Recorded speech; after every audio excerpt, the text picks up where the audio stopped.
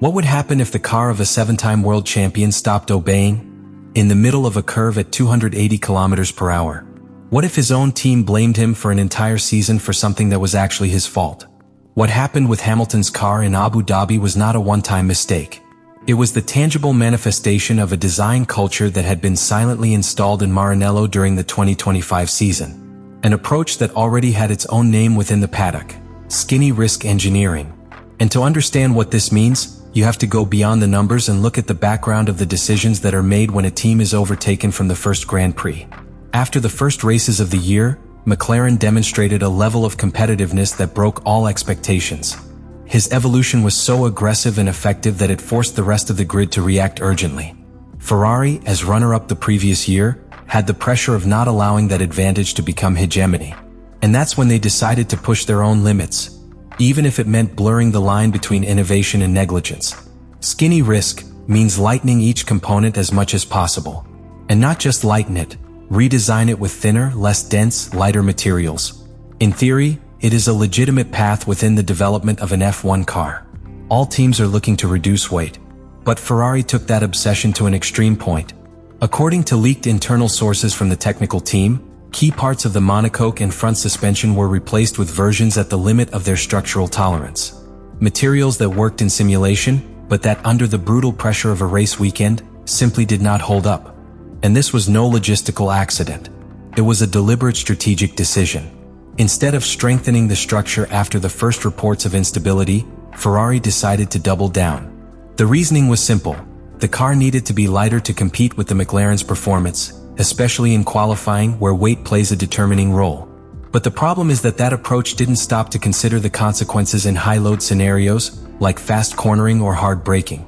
The technical department, led by Loic Serra, chose to freeze the aerodynamic development of the SF25 only in April, redirecting all resources to the 2026 car project. Which means that, starting from the fourth race, Hamilton and Leclerc were left behind the wheel of a car that was not only limited in its evolution, but also already presented critical weaknesses in its internal structure. Now, with the benefit of hindsight and the Abu Dhabi data in hand, it is inevitable to ask, how many points were lost due to this approach? How much confidence did Hamilton sacrifice by fighting a car that was never structurally reliable?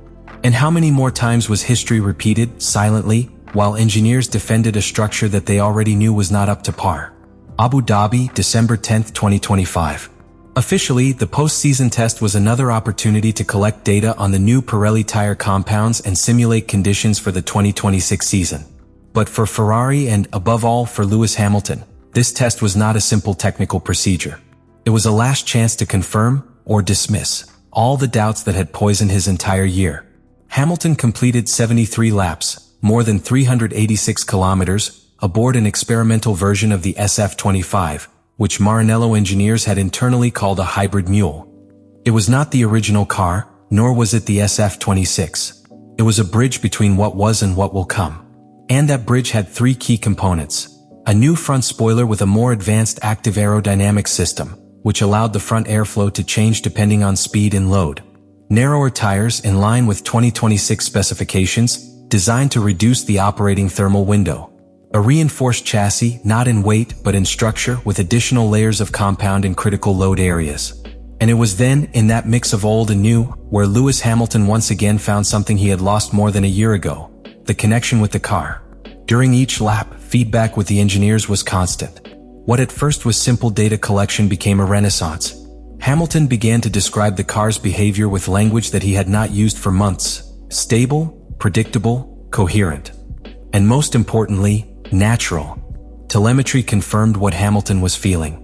Consistency in downforce delivery in high-speed cornering was now stable. The unpredictable oscillations affecting the front axle had disappeared. There were no more warp peaks. There were no more jumps on the platform. The car behaved like what it should always have been, an extension of the driver. And this had a deep emotional impact, because at that moment, Lewis Hamilton understood that it was not he who had failed. It was the car. It was the structure. It was the decision of a team that sacrificed too much in the name of performance. And Ferrari knew it too. Internally, the Abu Dhabi test was the turning point. The place where it was understood that the technical direction of 2025 could not be repeated. That the error was not in driving but in conception. and that the new cycle had to begin with an absolute priority, building a car that respected the driver, that it was stable, safe, and evolutionary, and that could only be achieved by learning, forcibly, from every inch of the previous disaster. The test data not only cleared Hamilton's name, they redefined the entire strategy of the SF26 project. It was confirmed that the new approach should be focused on two pillars: recover structural integrity as a basis for performance, design a car that made sense from a human point of view, not just computationally. Because in modern Formula One, you can have the most advanced simulator, the most precise wind tunnel, and the most complex algorithms. But if your car betrays the driver at the key moment, you lose everything. Abu Dhabi was not a simple season finale. It was an act of redemption, a technical confession, and also an open door to the future. For Ferrari, it meant admitting that its approach had failed. For Hamilton, it was definitive proof that he could still trust his instincts. And for the rest of the world, it was confirmation that what seemed like an end might actually be the best beginning. The Abu Dhabi test not only ended the 2025 season, it was a breaking point, a before and after. And its consequences, although they began in the data, soon reached the highest offices in Maranello. What was discovered on the track could not stop there. Because the SF25 structural defect was not just a technical problem. It was a reflection of a design mentality, of a philosophy that had reached its limit. Ferrari understood, perhaps for the first time in many years, that you cannot build a championship car from aerodynamics or CFD alone. The mistake of 2025 had been assuming that they could compete with McLaren and Red Bull on equal terms without listening to the driver. That they could design a car with no room for evolution, no room for adjustments, and trust that its history would be enough to compensate for the technical deficiencies. It wasn't enough, and they paid dearly. Starting the day after the test, the SF26 project was reformulated from its foundations. The technical management decided to establish new minimum structural rigidity metrics, especially in critical areas of the chassis. The materials were re-evaluated, and a direct collaboration with aerospace composite materials suppliers was initiated. Millimeters of advantage were no longer sought in exchange for stability. Now, the absolute priority was to build a platform that would endure, that communicated confidence, and that freed the pilot. But beyond the technical decisions, there was another key consequence. Ferrari decided to reposition Lewis Hamilton within the project as the central axis of the 2026 development. Not as a simple driver, but as a co-author of the coming car. Each step of the SF26 redesign will include private simulator sessions with Hamilton. Their feedback officially became the primary reference for the car's dynamic behavior. And it was not a symbolic gesture. It was a historical correction. Because for much of 2025, Ferrari didn't listen to Hamilton. He did not believe their warnings. He ignored his experience. And when they finally analyzed the truth behind the SF25's erratic behavior, they realized that they had wasted more than a season. They had put at risk the credibility of one of the most important drivers in the history of this sport. And the most incredible thing is that Hamilton, far from collapsing, used that contempt as motivation. Instead of walking away, he asked to be more involved. Instead of backing down, he redoubled his commitment. What we saw at Yas Marina was not just a driver finally understanding his car. It was a competitive rebirth. Hamilton felt that the car, for the first time all season, responded to him. That every corner entry, every progressive acceleration, every steering wheel correction had logic. And that sense is everything in Formula One. It is the threshold between a driver who defends his position and one who attacks with total confidence. The consequences are already reflected even off the track. The atmosphere inside Ferrari has changed. Engineers, accustomed to a vertical chain of command, now report progress directly to Hamilton's team. The SF26 will not be a laboratory car. It will be a car developed on the track by and for the driver. No more fragile experiments. No more sacrificing structure for weight. Ferrari is going to build, once again, a car to win.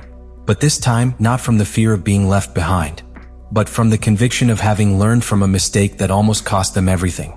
And Lewis Hamilton, after a year of technical silence, of external and internal doubts, of hidden frustration, has found his center again. He no longer needs to prove anything. But he has the opportunity to do something that few have achieved in this sport. Rebuild a team from technical truth, from tactical humility, and from the emotional wisdom of having survived his own mechanical hell. If 2025 was the year of invisible collapse, 2026 could be the year of visible rebirth. And if Ferrari keeps its word, and if Hamilton continues in this state of lucidity and conviction, What began with a car that broke down in the corners could end with another that flies on the straights. What happened in Abu Dhabi was not simply a technical discovery.